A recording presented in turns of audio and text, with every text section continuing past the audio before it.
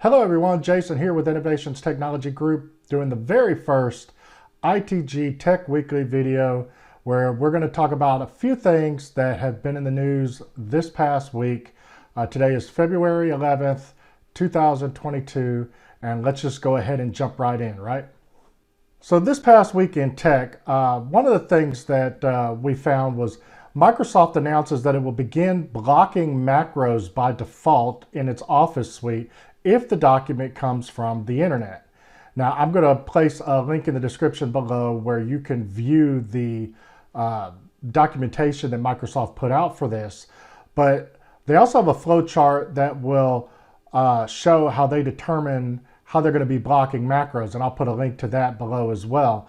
But beginning in the second quarter of 2022, Windows PCs running Access, Excel, PowerPoint, Visio, and Word will begin blocking macros from untrusted internet sources by default. Now, I think this should have been done a long time ago, but I'm glad they will finally make this default in Windows PCs running Office. Now, this is just Windows PCs running Office.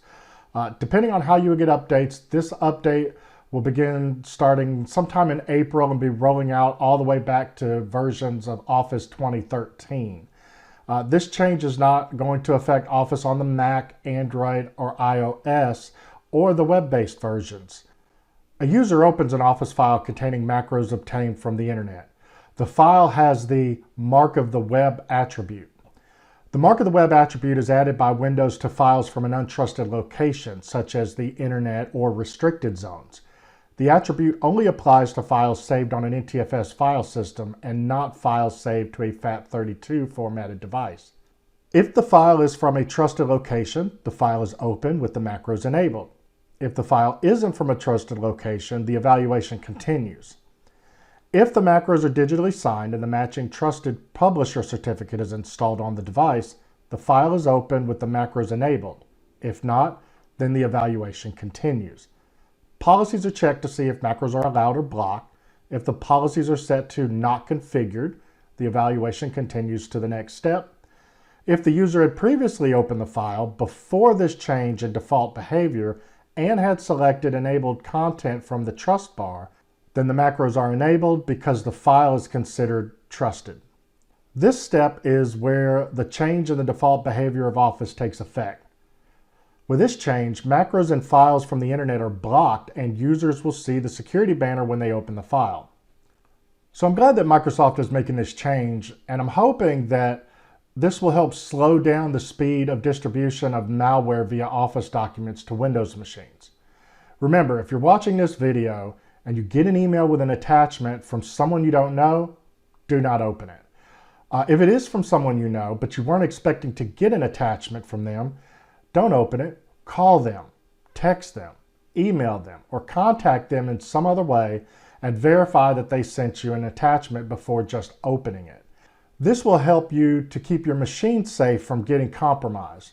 I've seen it too many times where people will just open an email and then open the attachment, and then next thing you know, your machine is infected, and then it takes somebody like me who will have to spend a few hours either re-imaging the machine or trying to clean it based on what kind of malware they end up getting.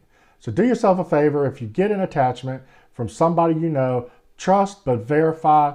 It's always a good policy. Now here's something interesting that I found this week. MoviePass 2.0. Now MoviePass, for those of you that aren't aware, was a theater subscription service that went blazing into bankruptcy and is now trying to make a comeback.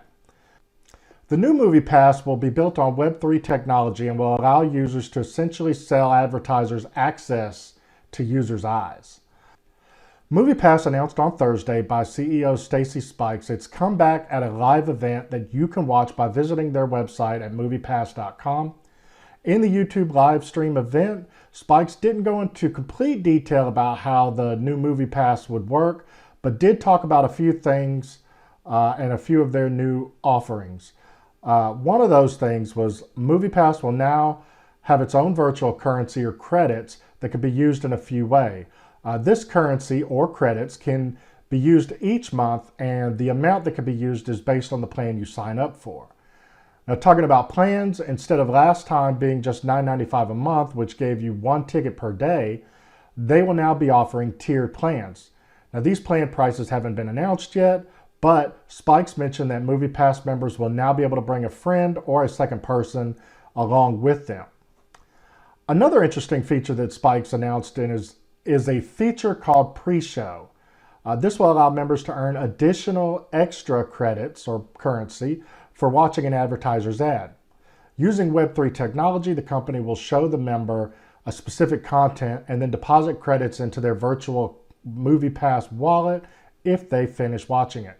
Now, this is an opt-in feature, but what's interesting about it is it's going to use your phone's own facial detection technology to make sure that you're actually watching the ad. And if you look away, the ad will pause and pop up a message that asks the user, "Are you still there?" This is an interesting way of watching ads for credits. On the one hand, this will ensure to the advertisers that their ads are being watched so that users don't just click on the ads and then get up and grab a drink, grab something to eat, maybe use the restroom, but instead will actually let the advertisers know that the user watched it from beginning to end. I think it'll be an interesting feature to keep an eye out for on MoviePass. Now, MoviePass doesn't actually have an official launch date as of yet, but they did mention in the video that it should be launched sometime this summer in 2022. I'll also leave a link to the MoviePass website in the description below, so you can click on it. On that website, you can sign up to receive notifications when the service launches, and you can also watch the YouTube live event that they put on. PC Mag has reported that Best Buy is restricting sales of several NVIDIA RTX 3000 series GPUs to members of its $199 a year TotalTech membership. The graphics card were made available as an exclusive access event, but anyone attempting to buy one was greeted with a pop-up saying that access was limited to the TotalTech membership.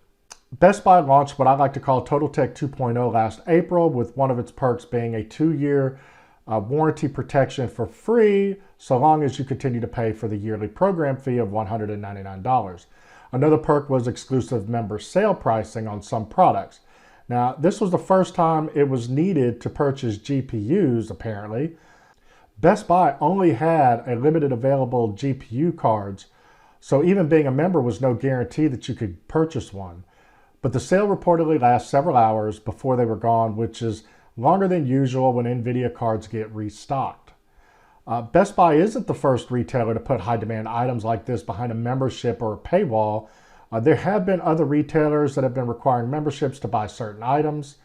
In some cases, purchasing a membership and the GPU will still be less expensive than buying a GPU from a scalper who tend to purchase these when they come available on restock and then turn around and sell them for a much higher price on the internet. This can be better for people who can't always be online 24 hours a day to find these cards when they're available for restock, or these items when they're available for restock, and purchase them before they, become out of stock again. Now, while I'm a TotalTech member at Best Buy, I don't think this is a good idea personally, and I think it sets a bad precedent. I don't necessarily want to have to purchase a membership at several different retailers in order to be able to get certain products or pricing for items that are in shortage because of the state of the world and suppliers right now. I purchased TotalTech for the once discount on the warranty package, and now it's a free 2-year protection plan because of the amount of items I purchased from Best Buy to do reviews, to upgrade items in my home or business. I get value from it, but I think if I had to do that at a lot of other retailers, then the value overall would be lowered. I don't know. What do you guys think? Do you think it's a good idea for retailers to have these memberships? At least having a membership at Best Buy is optional, but if it starts to become required to purchase the latest tech and items, that would be horrible. So tell me what you think in the comment section below. I'd be interested to hear other people's thoughts about this. And that's it for this week's ITG Tech Weekly News. I hope you enjoyed this video. If you did, feel free to click the like button and subscribe to the channel. The subscribe membership is optional and free, I might add. I am building this channel to help do reviews, news, coding, and more to come. So my hope is to create content that you will enjoy. I'm currently looking for ideas to help make the channel stand out. If you have any ideas or anything that you might suggest or like to see on the channel, feel free to send me a message. I'm always receptive to new ideas and suggestions. I definitely welcome them. And as always, I appreciate you watching to the end of the video. Again, if you like this video, please click like, consider subscribing, and I appreciate you. And I look forward to seeing you in the next video, and bye for now.